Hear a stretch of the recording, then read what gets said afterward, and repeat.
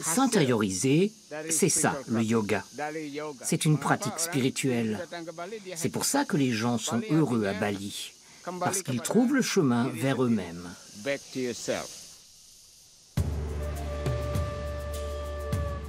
Bali, c'est l'île des dieux en Indonésie. Un petit paradis avec ses temples hindous, ses rizières en terrasse, ses belles plages et ses vagues déferlantes. Voyageurs en quête de sens et adeptes du yoga viennent sur l'île à la rencontre d'une culture authentique et d'une spiritualité vivante.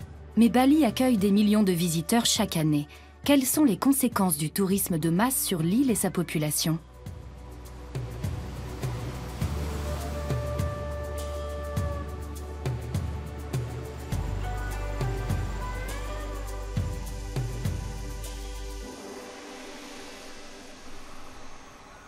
Il est 5 heures du matin à Ubud.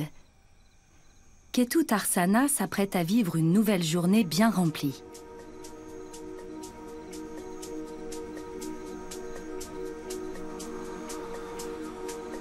Il consacre tout son temps à soigner les malades et enseigner le yoga et la méditation. C'est l'un des gourous les plus renommés de Bali.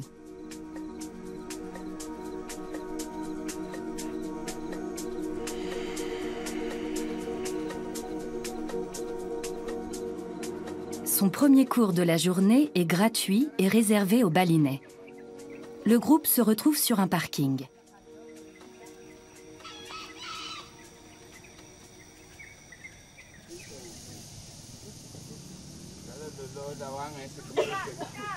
Faites des mouvements circulaires. Rentrez le menton. Balancez les bras de droite à gauche plusieurs fois. Étirez les bras vers le ciel jusqu'à ressentir des fourmillements. Ketut Arsana est l'un des premiers à avoir enseigné le yoga à Bali dans les années 80. Sa réputation s'étend au-delà des frontières de l'île.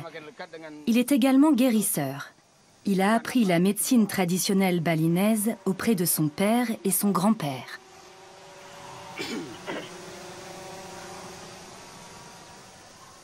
Même si on est très occupé, on peut toujours trouver 5 minutes par jour pour pratiquer le yoga. C'est essentiel. Avec le yoga, j'ai appris à méditer pour diminuer le stress.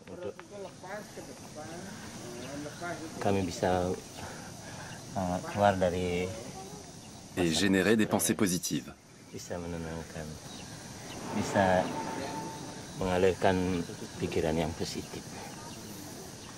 Les postures de la salutation au soleil réveillent le corps. Elles le réchauffent et lui donnent de l'énergie. Le soleil nous procure de la chaleur et de la lumière. Sans lui, il ferait froid et noir et il n'y aurait pas de vie sur Terre. Avec la salutation au soleil, on fait entrer l'énergie du soleil en nous pour illuminer toute la journée. Frappez le bas du dos.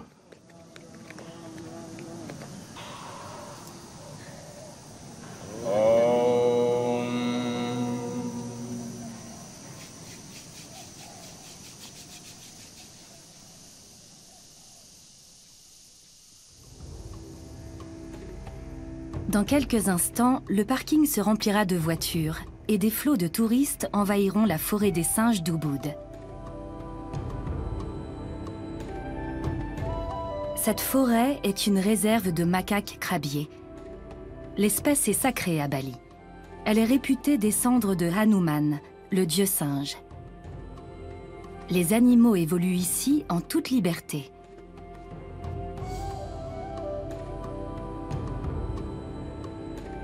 Ubud est la capitale culturelle de l'île. Elle se situe dans les hautes terres et compte 34 000 habitants. À l'époque coloniale, la ville était connue pour ses plantes médicinales. Les aristocrates balinais y venaient en cure. Ils ont fait venir des artisans pour décorer leur résidence et ceux-ci sont restés. Des artistes étrangers se sont également installés dans la ville. Aujourd'hui, la production artisanale est surtout destinée aux touristes étrangers. Bali mesure 145 km de long seulement. C'est la seule île hindouiste de l'archipel indonésien qui est majoritairement musulman. Elle compterait 30 000 temples.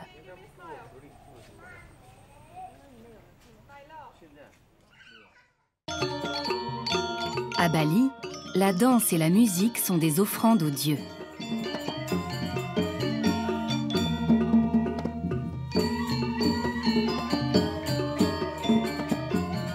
Depuis quelques années, Ubud est également connu pour son festival de yoga, le Bali Spirit Festival. C'est l'une des plus grandes manifestations internationales de ce genre. Je suis là pour me libérer intérieurement et pour trouver la sérénité.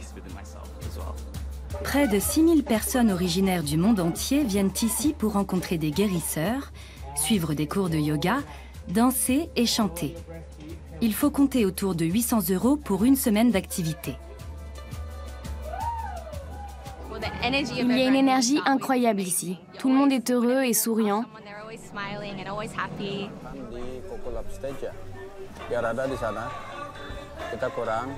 Deggun Gunarta est l'un des organisateurs du festival. C'est un grand yogi. Mais aujourd'hui, il s'occupe surtout de logistique.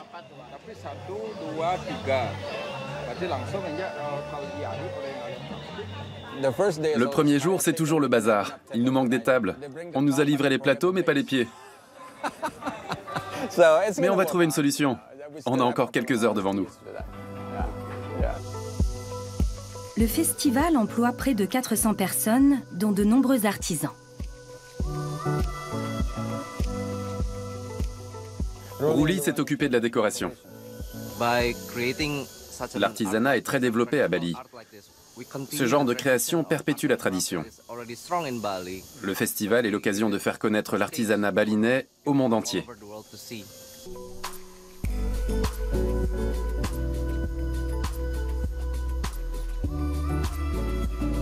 Les organisateurs se veulent exemplaires sur le plan écologique. La nourriture servie est végane et préparée essentiellement avec des produits locaux. La vaisselle est en bambou et feuilles de bananier. Les déchets sont triés et recyclés. Et enfin, c'est une nouveauté, le festival dispose de toilettes sèches. N'ayez pas peur, ça ne pue pas, contrairement aux toilettes mobiles qu'on voit d'habitude dans les festivals. On fait ses affaires, on se nettoie avec du papier toilette classique, ensuite on prend des copeaux de bois, ça remplace l'eau. On les jette dans la cuvette, et voilà. On ne gaspille pas d'eau, et dans quelques semaines, on aura du bon compost prêt à l'emploi. Ça améliore le confort. On a l'habitude des toilettes puantes dans les festivals. Mais nous, on a des toilettes super classe.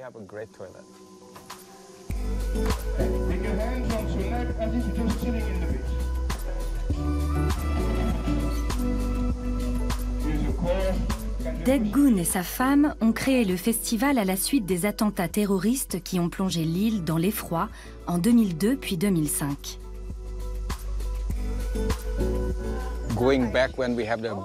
On a connu une grande tragédie avec l'attaque terroriste qui a tué 200 de nos amis australiens.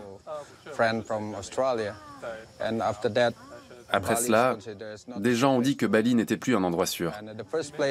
Ça a nui au tourisme. On a réfléchi et on s'est dit que c'était l'occasion de proposer un nouveau concept. Je suis balinais et toute ma famille aussi. On baigne dans la religion, la spiritualité, l'artisanat. Donc on a choisi 3 cœurs d'activité, le yoga, la musique et la danse. Deggun et sa femme voulaient faire connaître l'esprit balinais et répondre à l'horreur des attentats par la joie de vivre et l'art. C'est ainsi qu'ils ont eu l'idée du Bali Spirit Festival. Aujourd'hui, ils reçoivent chaque année des milliers de visiteurs désireux de danser, chanter et méditer dans l'île des dieux.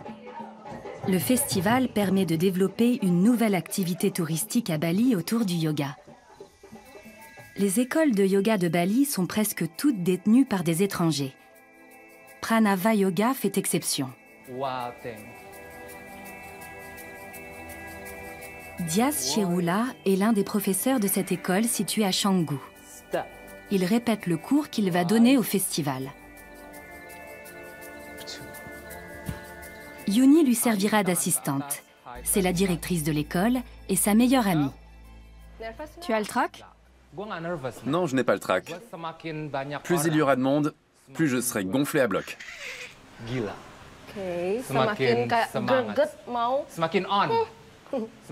J'ai juste un peu peur que les gens n'entendent pas mes instructions.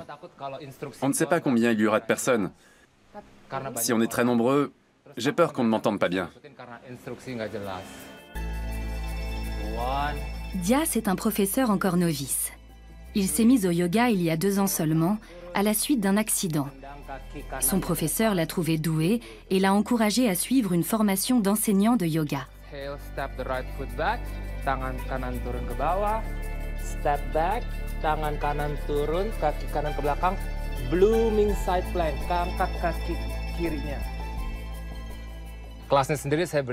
Mon cours s'intitule « Le guerrier dansant ». L'idée, c'est d'être fort comme un guerrier et gracieux comme un dieu qui danse. Tu as l'air prêt.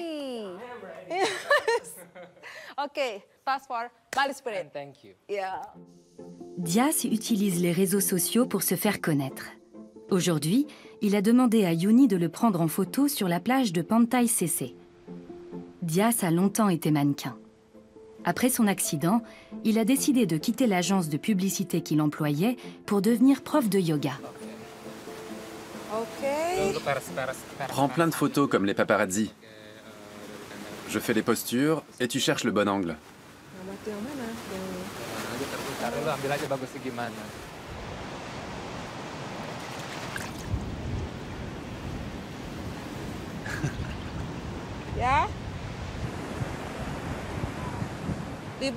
Grimpe sur un rocher, Où ça? là-bas. Étire bien la jambe et ouvre la poitrine.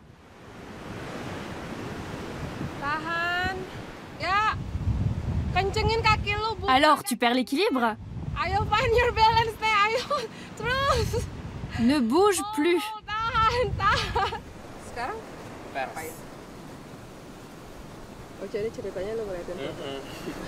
J'ai l'air immense.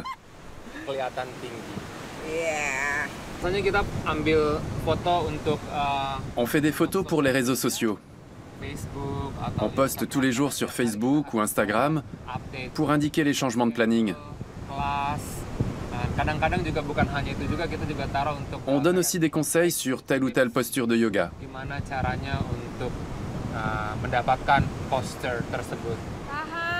Beaucoup de jeunes Balinais vivent du tourisme et s'appuient sur les réseaux sociaux pour promouvoir leur activité.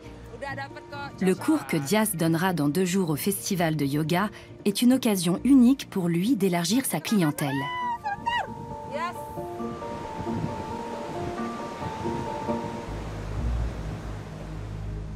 À l'intérieur des terres, le yoga et les réseaux sociaux sont inconnus. On dit que les rizières en terrasse de Tegalalang sont comme des marches qui mènent au ciel. L'UNESCO les a classées au patrimoine mondial de l'humanité. Je ne connais pas le yoga. Je n'ai jamais essayé.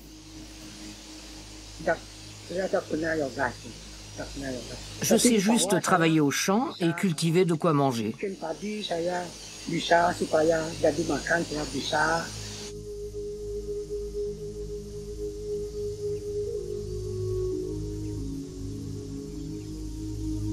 Wayan Kantun a 71 ans.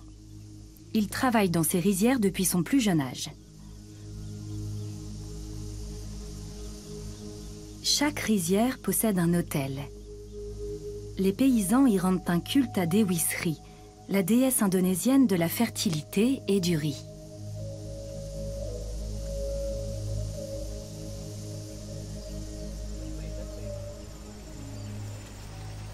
Wayan se lève tous les jours à 5h30 et travaille souvent jusque tard dans la nuit.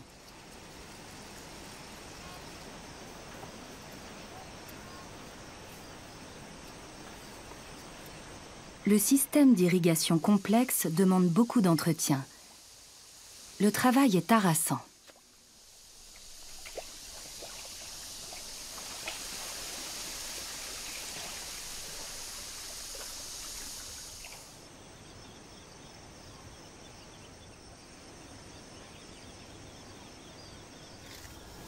Le vieux paysan repique les semis à la main. Les machines sont trop lourdes pour les terrasses.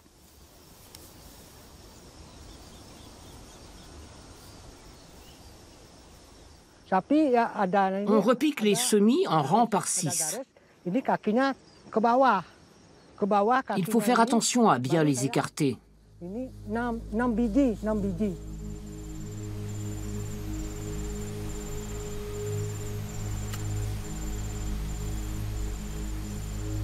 Le travail est si pénible qu'il n'attire pas grand monde.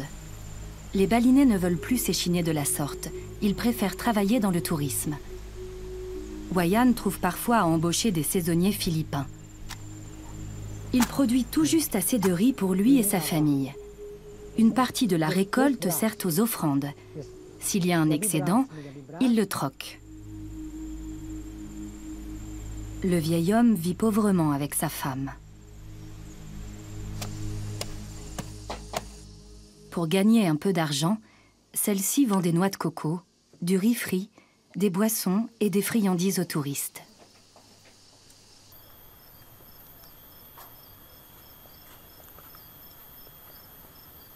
Après une matinée bien remplie, Wayan et sa femme s'arrêtent pour déjeuner. Ils n'ont pas l'électricité et cuisinent sur un feu de bois. Ils auraient besoin de refaire la toiture de leur hutte en bambou, mais ils n'en ont pas les moyens. Ce midi, ils mangent un plat de légumes sautés appelé tumis sayur pakis. C'est un plat très sain, pour les touristes comme pour les balinais.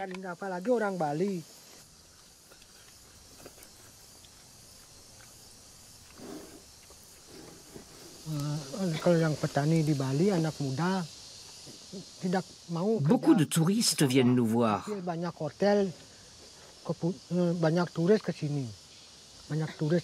Mais il n'y a plus que les vieux dans les rizières. Les jeunes ne veulent plus travailler au champ. Même mes enfants refusent.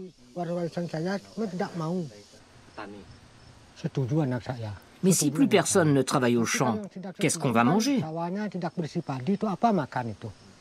Et s'il n'y a plus de rizières, les touristes ne viendront plus. Qui cultivera les rizières demain? D'ores et déjà, certaines disparaissent au profit de complexes hôteliers. Le fait qu'elles soient inscrites au patrimoine mondial de l'UNESCO n'y change rien. Le temple de Tanah Lot est l'un des lieux les plus visités à Bali. L'île des dieux accueille plus de 4 millions de touristes étrangers chaque année, soit presque autant que sa population.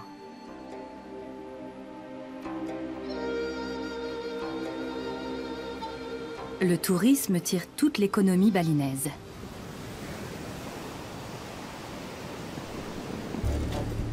L'ancien village de pêcheurs de Canggu est devenu un petit paradis pour le surf.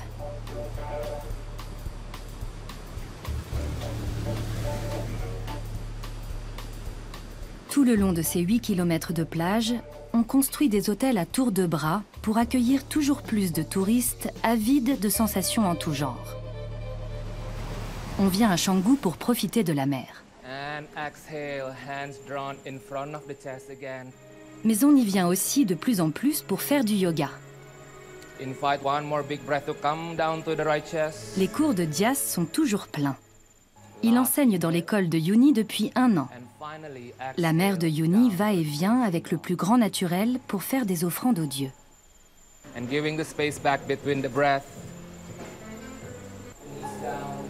Le cours d'aujourd'hui est un peu la répétition générale de celui que Dias donnera demain au festival de yoga.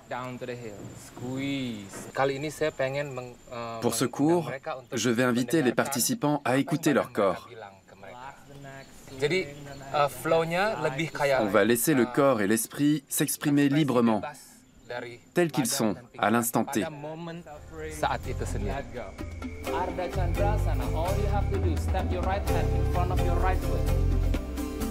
You're gonna swap your left hand and left leg all together at once. Inhale, rise to half moon pose. Maintain one. L'esprit de Bali, c'est aussi le surf.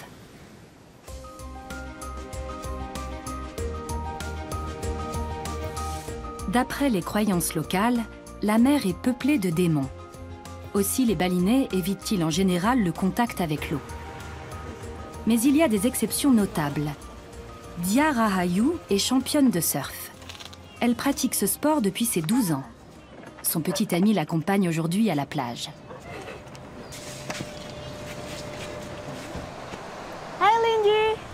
Le père de Dia surfe également. Il trouvait que c'était un sport trop dangereux pour une fillette, mais Dia a su le convaincre et elle fait aujourd'hui sa fierté. Les vagues là-bas ont l'air pas mal.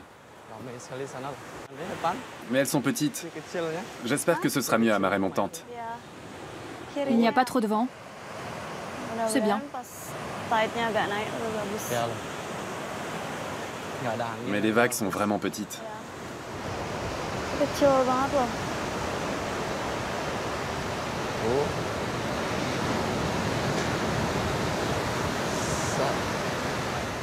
On va ici ou là?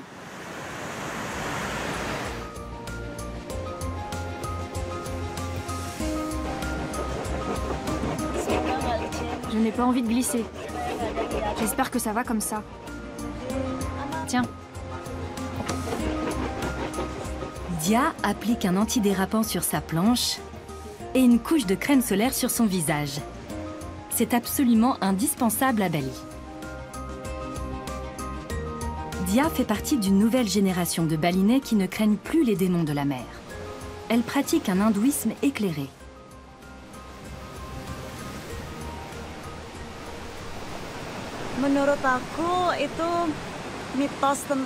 Pour moi, les démons de la mer, ce sont des légendes. Les vieux pensent que la mer est mauvaise. Mais quand on a ce genre de croyances, on se noie plus facilement.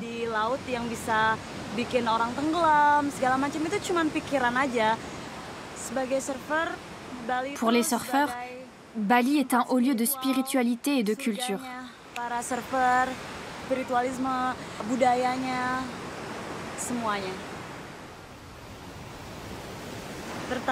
Quand je suis sur ma planche, j'oublie tout le reste. Je pense uniquement aux vagues.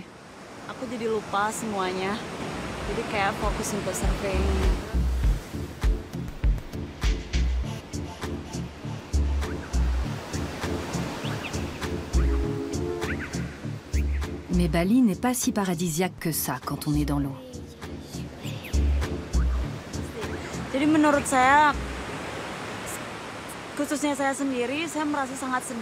y a plein de déchets dans l'eau.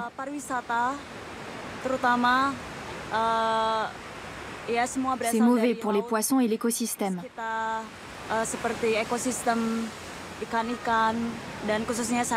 Quand on surfe, c'est très triste et très dérangeant de voir tout ce plastique qui flotte dans la mer.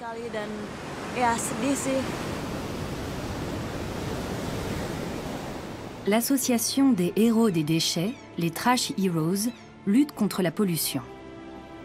Fondée en Thaïlande, elle a essaimé dans le monde entier. Les bénévoles ramassent les détritus sur les plages et militent pour la réduction du plastique.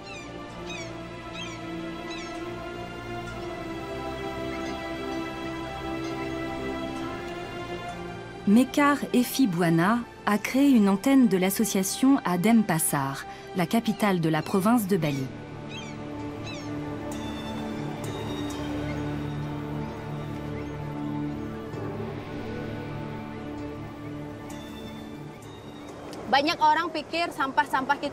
Les gens pensent que les déchets viennent d'ailleurs. Mais les études montrent que ce sont nos propres déchets. Ils viennent de cette rivière qui se jette dans la mer. Beaucoup de nos concitoyens n'ont aucune conscience écologique. Et ils mettent leurs ordures dans les cours d'eau.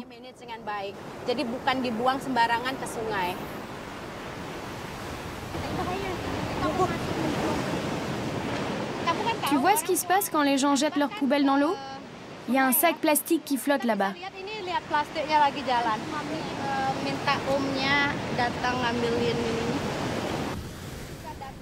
Les héros des déchets ont bien travaillé. Ils ont nettoyé tout un tronçon de plage. Mais leur mission ne s'arrête pas là. Ils veulent aussi éduquer la population. J'arrête les bouteilles en plastique, je passe à la gourde. Super. Réduire nos déchets, c'est vraiment la priorité. Les premières choses à faire, c'est d'arrêter les bouteilles en plastique et de faire ses courses avec un cabas. On peut aussi dire non aux pailles. On compte toujours le nombre de pailles qu'on a ramassées. Un jour, on en a trouvé 1000. Ça a été le pompon. J'ai failli m'évanouir. Imaginez combien on jette de paille par jour. En plus, on n'arrête pas d'ouvrir de nouveaux restaurants. Les gens ont du mal à changer leurs habitudes. Les pailles en bambou sont plus chères que celles en plastique. Et on n'a nettoyé que ce côté-ci. L'autre côté, c'est pire encore. La tâche des héros des déchets paraît sans fin. Mais les Balinais sont prêts à beaucoup pour sauvegarder la terre de leurs enfants et de leurs dieux. L'hindouisme leur promet qu'ils seront récompensés de leurs bonnes actions. Les quelques 30 000 temples de l'île témoignent de leur ferveur religieuse.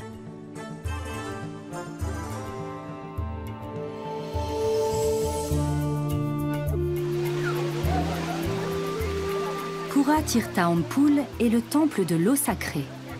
Il se situe à la source d'un cours d'eau appelé Pakerisan, dans le centre de Bali.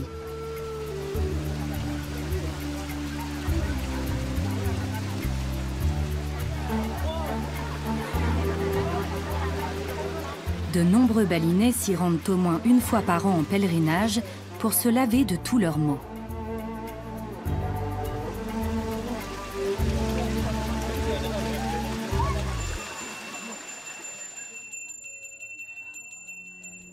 Pendant ce temps à Canggu, Dia se dépêche de rentrer chez elle.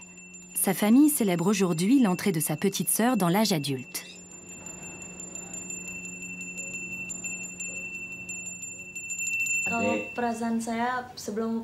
On célèbre tellement de rites que ça n'a presque rien d'exceptionnel.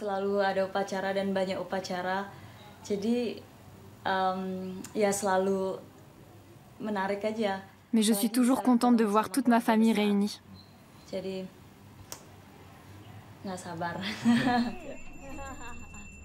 La même cérémonie a été organisée pour Dia.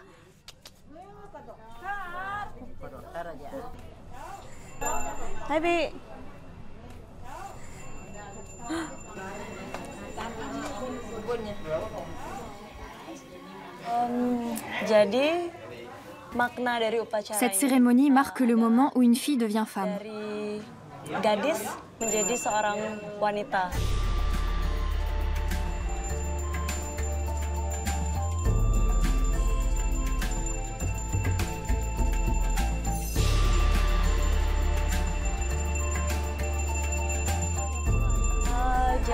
C'est une fête importante, au sens où elle n'a lieu qu'une seule fois dans la vie.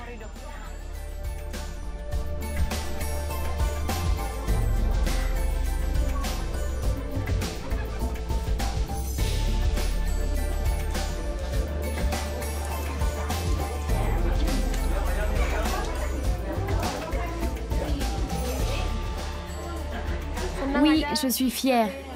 Je suis contente d'être une femme maintenant.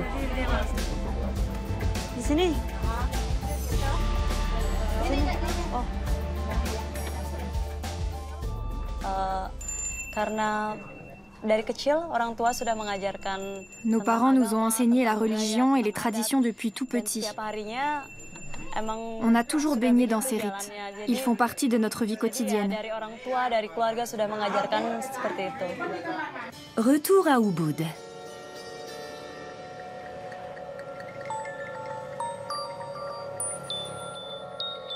Ketut Arsana a son propre ashram.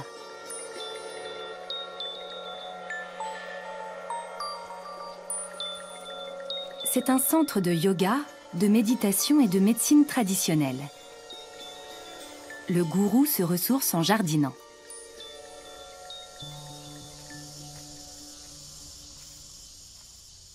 Si tu es intelligent, prends une fourche et jardine. C'est un bon sport. On vient ici pour faire du yoga et être au contact de la nature. C'est sain, ça apaise l'esprit et ça oxygène le cerveau. Le jardinage, c'est du yoga en acte. L'important, c'est de pratiquer.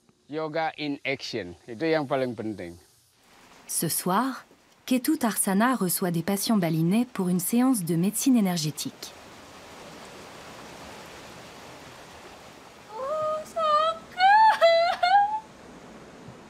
On vient de tout Bali pour se faire soigner par le gourou. Les patients entrent souvent en transe au cours de la séance. Les assistants sont là pour éviter qu'ils ne se blessent.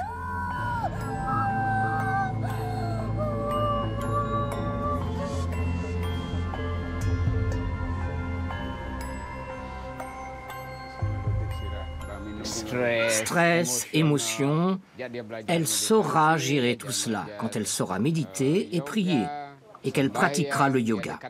Elle sera proche de Dieu. Elle retrouvera confiance et guérira. La jeune femme boit un verre d'eau bénie par le gourou.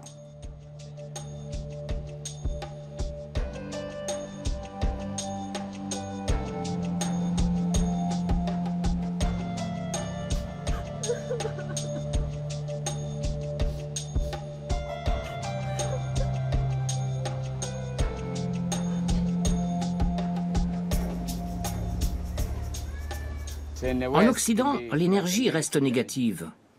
Mais en Orient, elle cristallise et peut se transformer en magie blanche ou en magie noire.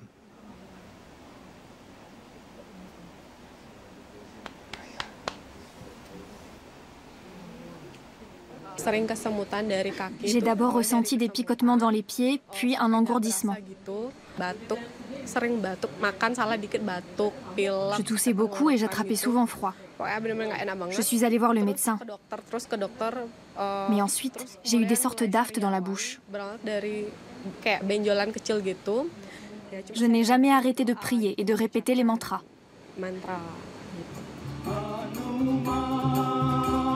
À la fin de cette longue journée, le gourou et ses disciples offrent des chants aux dieux pour les remercier.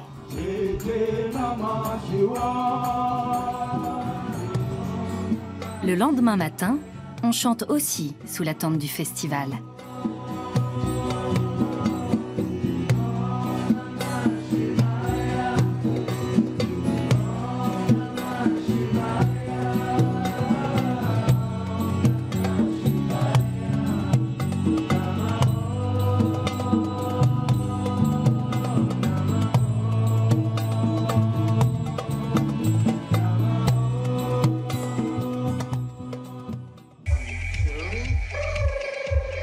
C'est le grand jour pour Dias. Il fait un tour des lieux avec Yuni avant de donner son cours. Oh, ils vendent des plats balinais. Regarde, des légumes sauce satay.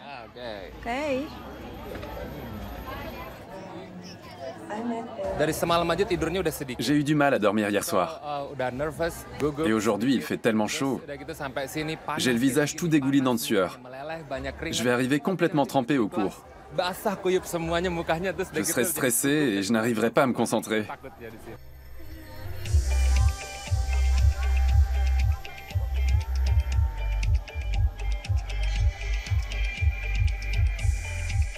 Dias et Yuni mangeront plus tard. Il est temps qu'ils rejoignent le lieu du cours.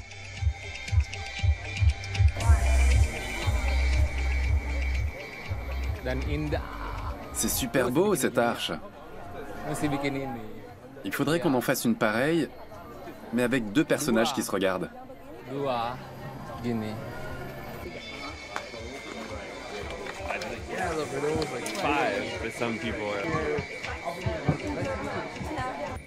Je ne sais pas où me brancher.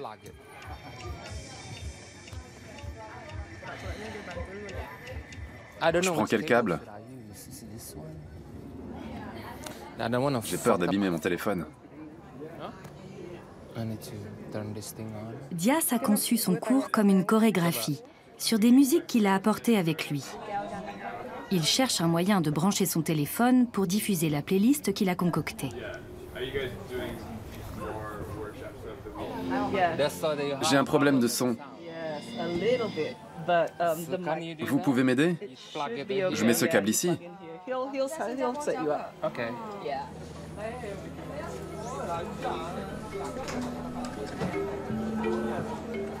Ça marche. Les participants commencent à arriver. Yuni est tendue. C'est la première fois qu'on donne un cours ici. C'est le plus grand festival de yoga de Bali et même du monde entier. Alors oui, j'ai un peu le trac. Je m'appelle Dias. Je vous propose un cours de vinyasa créatif pour stimuler votre créativité. C'est une base de vinyasa, mais on s'inspirera aussi d'autres formes de yoga. L'enchaînement d'aujourd'hui s'appelle le guerrier dansant. Bougez les doigts, bougez les poignets, bougez les bras. Bougez à votre guise, dans toutes les directions que vous voulez. You can crawl and then come back into your cow, bending the elbows, sinking your tailbone down to the heel slowly. Inhale again, rise your back up, come to your cat, and exhale down, hips to your cow. On your next breath, extend your left arm over your head. Lift that left leg high. Prenez une grande inspiration. Sentez votre poitrine qui se gonfle. J'espère que le cours vous a plu et qu'il vous a donné des idées pour votre pratique quotidienne. Je vous remercie. Bonne journée à tous.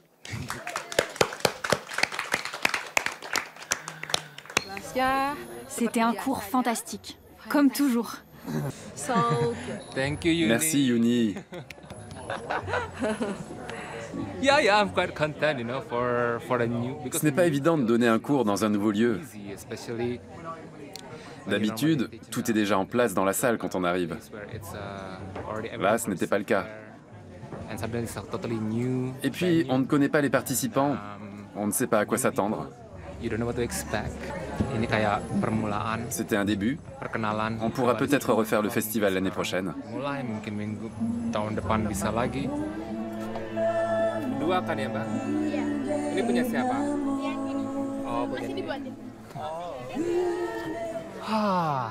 Il était temps. J'ai les jambes qui tremblent tellement j'ai faim. Ça fait du bien de se poser. Je peux enfin relâcher la tension. Ketutarsana arrive à son tour au festival.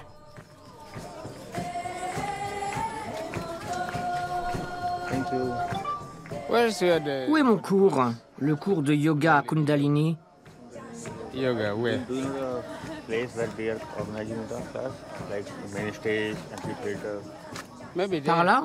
Before city. Excuse me, can you check your room?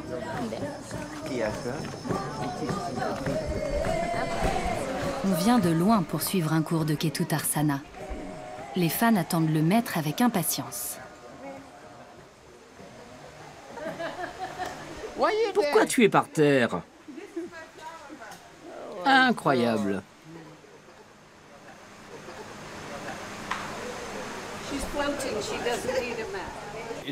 La religion de Bali, c'est le tantrisme.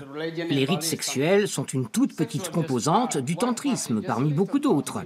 L'important en toute chose, c'est d'activer l'énergie vitale, le Kundalini. Up, down. Up, down. Start burning your leg in the front. Smile. Lock your bottom. Exhale. Breathe out. Inhale out. Good. Exhale. Move your bottom to the front. Good. All your weight here. Inhale, open up. Exhale. That's good. Lock your bottom. You need lock. Plumpy bottom. Inhale, open up. Exhale. Put your energy in your bottom. Inhale, open up. Move your tummy. Move your hip. Go left, right. Go left, right. Your back still stick. So you can. Demandez à votre compagnon ou à un ami de marcher sur votre dos tous les jours, juste 1 minute. It's so important.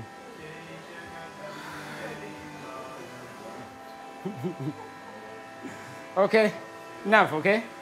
Otherwise everyone wants to feel.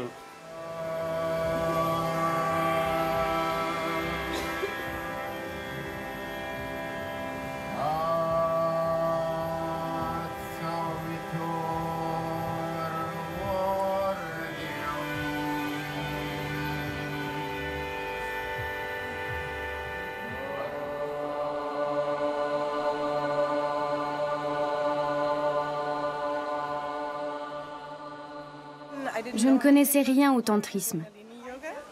Votre cours était très ludique. J'ai adoré. Quand j'étais allongée, j'ai senti une énergie incroyable. Ici, dans la nuque? Oui. J'ai vu que tu étais bloqué. La circulation au niveau de la nuque est fondamentale. J'ai vu que la vertèbre était bloquée, alors je l'ai débloquée. Super! J'ai vraiment senti un afflux d'énergie. C'est parce que j'ai rétabli la circulation sanguine.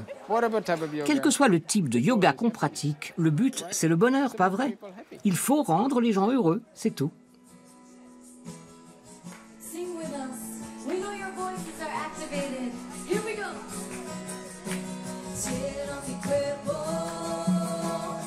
Lorsque le yoga, la danse et le chant fusionnent, l'esprit de Bali se manifeste pleinement. Voyageurs en quête de sens, adeptes du yoga et gourous se retrouvent alors unis autour du feu.